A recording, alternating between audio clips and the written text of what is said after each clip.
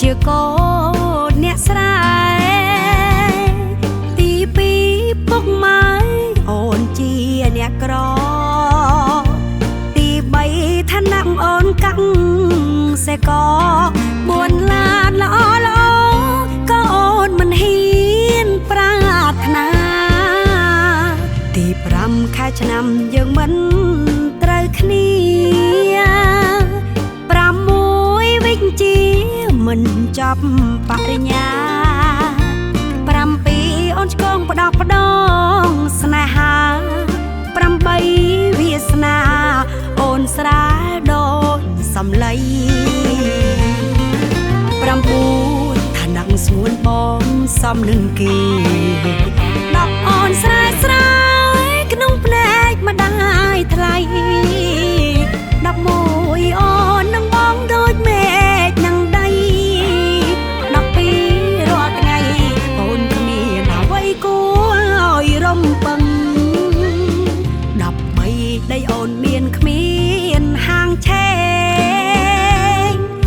14ខ្លួនឯងជាស្រីចិត្តរឹង15ការងារអូនគ្មានលំនឹងព្រោះ15ចំណុចនឹងអូននឹងថាអូនមិនសមបងឡើយ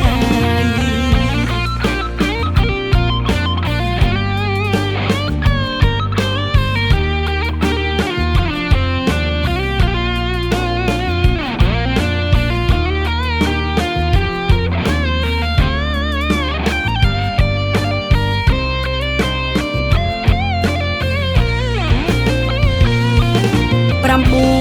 ឋានៈស្ងួនបងសំនឹងគេ10អូនស្រែស្រែក្នុងភ្នែកម្ដាយថ្លៃ11អូននឹងបងដូចមេឃនឹងដី12រាល់ថ្ងៃអូនគ្មានអ្វីគួរឲ្យរំពឹង13ដីអូនមានគ្មានហាងឆេង14ខ្លួនឯងជាស្រីចិត្តរឹង15ការងារអូនគ្មានលំនឹង